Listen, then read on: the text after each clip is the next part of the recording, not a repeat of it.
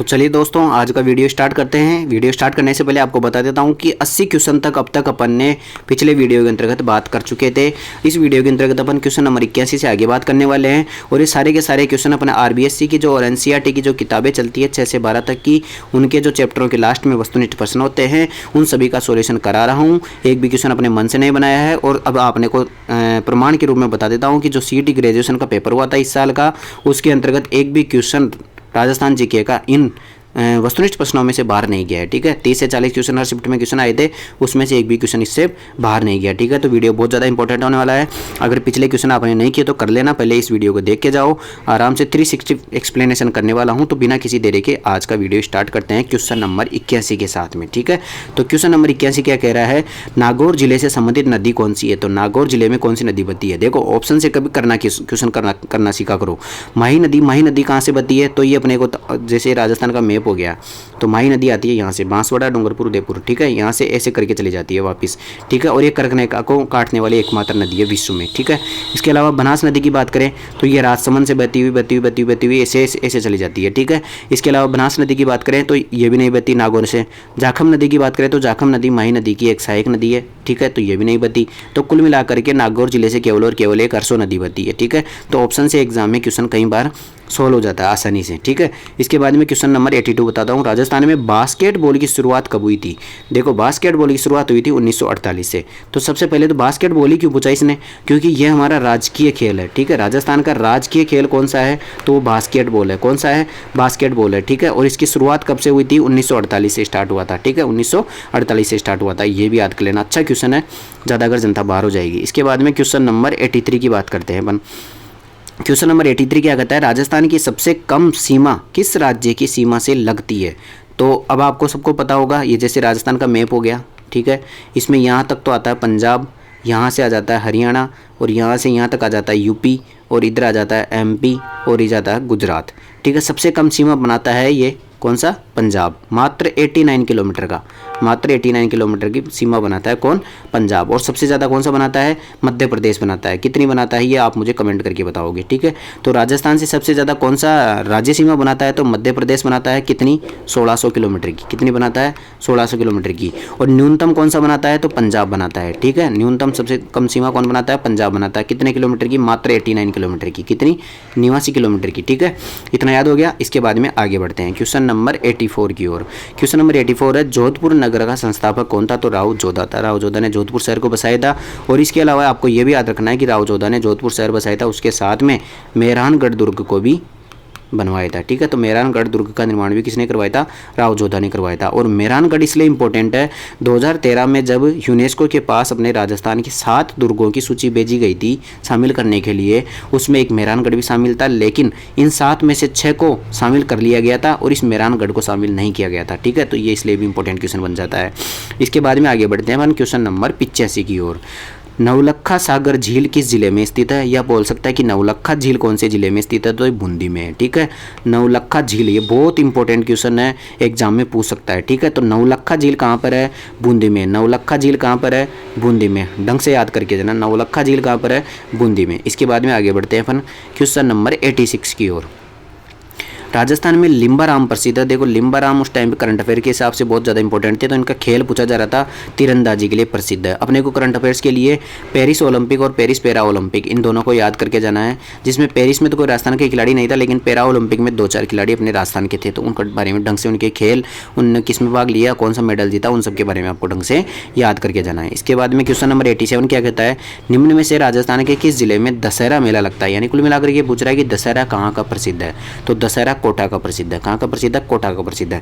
अब देखो कोटा का जो दशहरा है, इससे एग्जाम में अब तक 2 क्वेश्चन बन चुके हैं। ठीक है, 3 क्वेश्चन बनते हैं। पहला तो यही हो गया कि दशहरा मेला कहाँ लगता है, तो कोटा में लगता है। इसके अलावा दशहरा मेला कोटा में कहाँ पर, किसने स्टार्ट किया था, तो माधो सिंह ने स्टार्ट किया था। किसने, माधो सिंह ने तो स्टार्ट किया था। और किसने लोकप्रिय बनाया था, तो उमेद सिंह ने लोकप्रिय बनाया था। किसने बनाया था, उमेद सिंह ने लोकप्रिय बनाया था। ठीक है, तो कोटा के दशहरे मेले के तीनों क्वेश्चन याद हो गए भाई। दशहरा मेला कहाँ का प्रसिद्ध है, कोटा का प्रसिद्ध है। स्टार्ट किया था माधो सिंह ने। ठीक है, और फेमस किया था किसने, उमेद सिंह ने। किसने किया था, उमेद सिंह ने फेमस किया था। इसके बाद में क्वेश्चन नंबर 88, तारागढ़ किला स्थित है। तो तारागढ़ किला अपने देखो, एक तो बूंदी में स्थित है और एक अजमेर में स्थित है, लेकिन यहाँ पर अजमेर ऑप्शन में नहीं है, तो बूंदी वाला हो जाएगा। तारागढ़ 2 है राजस्थान में, ठीक है, एक तो बूंदी में और एक अजमेर में। देखो जो बूंदी वाला तारागढ़ है ना, इसका एक क्वेश्चन पूछा जाता है भाई, रूडियार्ड जो क्लिपिंग थे जिन्होंने 2 दुर्गों को ऐसा कहा था, एक दुर्ग को तो कहा था कि ये दुर्ग को देखने पर ऐसा लगता है कि इस दुर्ग को भूतों ने बनाया है, ठीक है, एक के बारे में ऐसे कहा था। और दूसरी बात ये कही थी एक दुर्ग के बारे में कि ये ऐसा दुर्ग लगता है इसको देवी देवताओं ने बनाया था। तो ये जो तारागढ़ बूंदी वाला जो किला है ना, इसको भूतों वाला किला बताया था किसने, रूडियार्ड किलिपिंग ने, ठीक है। और जो ये बोला था ना भाई ये देवी देवताओं द्वारा निर्मित है, वो मेहरानगढ़ के बारे में कहा था रूडियार्ड किलिपिंग ने, ठीक है। तो रूडियार्ड किलिपिंग की ये बात याद रख लेना। इसके बाद में क्वेश्चन नंबर एग्जाम में पूछा हुआ क्वेश्चन है वो क्वेश्चन नंबर 89 है, राजस्थान में सती प्रथा सर्वप्रथम कन्यावध रोकने का प्रयास किया। राजस्थान में सती प्रथा सर्वप्रथम कन्यावध रोकने का, यानी दोनों ही काम कहाँ पर रोके गए थे, जयपुर में सबसे पहले, ठीक है। आपको पूछे कन्यावध रोकने का काम सबसे पहले किसने किया था, कन्यावध रोकने का काम सबसे पहले किया था कोटा ने, ठीक है, कोटा ने।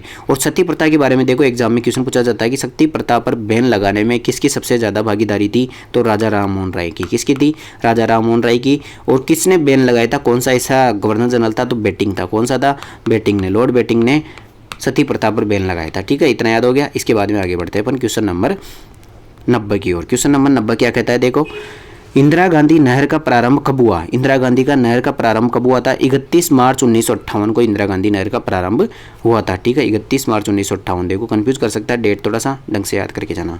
इसके बाद में बात करते हैं अपन क्वेश्चन नंबर 91 में क्या कहता है। क्वेश्चन नंबर 91 में कह रहा है कि कन्नौज पर आधिपत्य स्थापित करने के लिए जो त्रिपक्षीय संघर्ष हुआ था उसकी पहल किसने की थी, तो उसकी पहल किसने की थी, प्रतियार नरेश वत्सराज ने। किसने की थी, जो गुर्जर प्रतियार का शासक था वत्सराज, इसी ने जो त्रिपक्षीय संघर्ष था उसकी स्टार्ट किया था। देखो सबसे पहले त्रिपक्षीय संघर्ष पर बहुत सारे क्वेश्चन बनते हैं, अपन ढंग से याद कर लेते हैं, एग्जाम में बहुत बार पूछा गया है, ठीक है।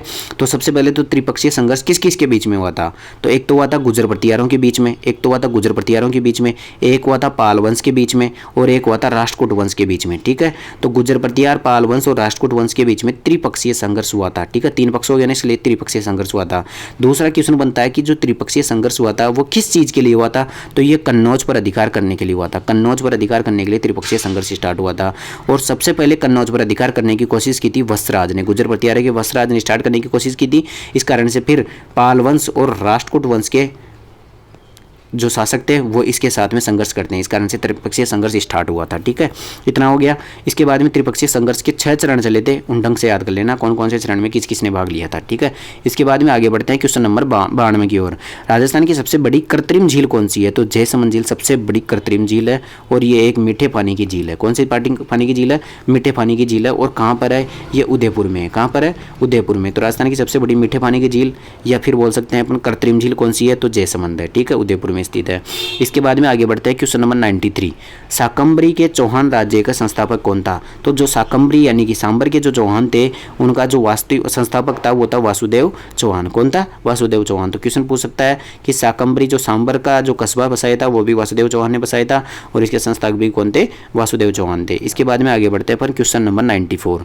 राजस्थान में सती प्रथा सर्वप्रथम निषेध की गई थी, तो जयपुर में निषेध की गई थी। यानी कि अपन ने भी पढ़ा था ना भाई, कन्यावध तो सबसे पहले कहाँ पर बैन लगाया गया था, कोटा में लगाया गया था, लेकिन सती प्रथा पर सबसे पहले बैन कहाँ पर लगाया गया था, जयपुर में लगाया गया था। और अभी मैंने बताया था सती प्रथा में सबसे ज़्यादा योगदान किसका है, राजा राम मोहन राय का योगदान है। और सती प्रथा पर बैन किसने लगाया था, तो बेटिंग ने लगाया था, ठीक है, गवर्नर जनरल बेटिंग ने इस पर बैन लगाया था। इसके बाद में आगे बढ़ते हैं अपन क्वेश्चन नंबर 95 की ओर। मेवाड़ के सिसोदिया राजवंश का संस्थापक कौन था, तो हमीर देव चौहान नहीं, राणा हमीर था, राणा हमीर, ठीक है। देखो आपको पता होगा जब गोहिल वंश पढ़ते हैं तो उसमें 2 शाखा बढ़ जाती है, एक तो बढ़ जाती है रावल शाखा और एक बढ़ जाती है राणा शाखा। जो ये राणा शाखा थी ना, ये पहले सिसोदिया, मतलब सिसोदिया एक गांव था, सिसोदिया में रहती थी, पहले इसको सिसोदिया वंश बोला जाता था, बाद में इसको राणा शाखा कहा जाने लगा था।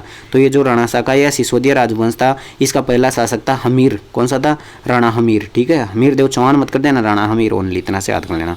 इसके बाद में क्वेश्चन नंबर 96 है, मेजा बांध का निर्माण किस नदी पर हुआ है, तो कोठारी नदी पर मेजा बांध का निर्माण हुआ। ये बहुत इंपॉर्टेंट क्वेश्चन है, मेजा बांध वाला। कौन सा, मेजा बांध का निर्माण कहाँ पर, कौन सी नदी पर, कोठारी नदी पर। कौन सी नदी पर, कोठारी नदी पर, इतना ढंग से याद कर लेना। लेना। इसके बाद में क्वेश्चन नंबर 97 कह रहा है राजस्थान हाई कोर्ट की स्थापना कहाँ की गई, तो जोधपुर में की गई। अभी सीईटी ग्रेजुएशन में ये क्वेश्चन पूछा था कि राजस्थान हाई कोर्ट की स्थापना कब हुई, तो ये 1949 में हुई थी। राजस्थान हाई कोर्ट की स्थापना कब हुई थी, 1949 में हुई थी और जोधपुर में हुई थी। इसकी मुख्य पीठ जोधपुर में है और इसके अलावा एक दूसरी सहायक पीठ जयपुर में है, ठीक है। इसके बाद में क्वेश्चन नंबर 98 आना सागर झील किस जिले में है, तो अजमेर में। ये भी सीईटी ग्रेजुएशन 28 तारीख सेकंड शिफ्ट का पेपर था शाम वाला, ठीक है। तो आना सागर झील कौन से में, अजमेर में, ठीक है। इसके बाद में आगे बढ़ते हैं क्वेश्चन नंबर 99 क्षेत्रफल की दृष्टि से राजस्थान का भारत में कौन सा स्थान है, तो क्षेत्रफल की दृष्टि से राजस्थान का प्रथम स्थान है। और अगर आपको पूछे जनसंख्या की दृष्टि से कौन सा स्थान है, तो 7वां स्थान है। लेकिन आपको पूछे कि 2011 की जनगणना के अनुसार जनसंख्या की दृष्टि से राजस्थान का कौन सा स्थान है, तो 8वां स्थान है। क्योंकि जब 2014 में तेलंगाना अलग हुआ था आंध्र प्रदेश से, तब राजस्थान का 8 से होकर के 7वां स्थान आ गया था जनसंख्या की दृष्टि से, ठीक है। तो दोनों क्वेश्चन ढंग से याद कर लेना। इसके बाद में आज का हमारा 100वां क्वेश्चन राजस्थान का सर्वश्रेष्ठ संगमरमर कहाँ मिलता है, तो राजस्थान का सर्वश्रेष्ठ संगमरमर मकराना में मिलता है, मकराना नागौर में मिलता है, ठीक है। यह पूछ सकता है कि सफ़ेद संगमरमर कहाँ पर मिलता है, तो मकराना में मिलता है, ठीक है। मकराना नागौर सफ़ेद संगमरमर के लिए प्रसिद्ध है। तो इस वीडियो के अंतर्गत अब तक अपन ने 20 क्वेश्चन और साथ में 3D सॉल्यूशन के माध्यम से, मान लो हर क्वेश्चन में अपन 3 क्वेश्चन और कर रहे थे, तो लगभग 50 से 60 क्वेश्चन इस वीडियो के अंतर्गत अपन कर चुके हैं, ठीक है। इससे पहले के वीडियो के अंतर्गत अपन ने बाकी के क्वेश्चन करवाए थे और ये सारे के सारे क्वेश्चन अपने आरबीएससी और एनसीईआरटी की किताबों के क्वेश्चन है, ठीक है। 6 से 12वीं तक की जो किताबें चलती है उनकी वस्तुनिष्ठ प्रश्न है, इनसे बाहर कोई सब क्वेश्चन नहीं जाता। आपको मैंने अभी बीच बीच में बताया था भाई ग्रेजुएशन में कौन सा क्वेश्चन आया था, ठीक है। तो ढंग से आप इन वीडियो को देख लेना, इसके साथ में चैनल को सब्सक्राइब कर लेना। पिछले वीडियो नहीं देखा तो चैनल पर जाकर के वीडियो देख लेना और मैंने प्लेलिस्ट बना रखी है, उस प्लेलिस्ट को देख लेना और चैनल को सब्सक्राइब करना मत भूलना, ठीक है। आज के वीडियो में इतना ही। आगे के 101 क्वेश्चन से अपन अगले वीडियो के अंतर्गत करने वाले हैं, ठीक है। इसमें बहुत सारे क्वेश्चन, अभी तक 136 क्वेश्चन है टोटल, तो उनको भी करने वाले हैं। तो अगली वीडियो के अंतर्गत बहुत इंपॉर्टेंट होने वाला है, तो चैनल को सब्सक्राइब कर दीजिए और अगली वीडियो के अंतर्गत मिलते हैं, ठीक है। आज की वीडियो में इतना ही, धन्यवाद।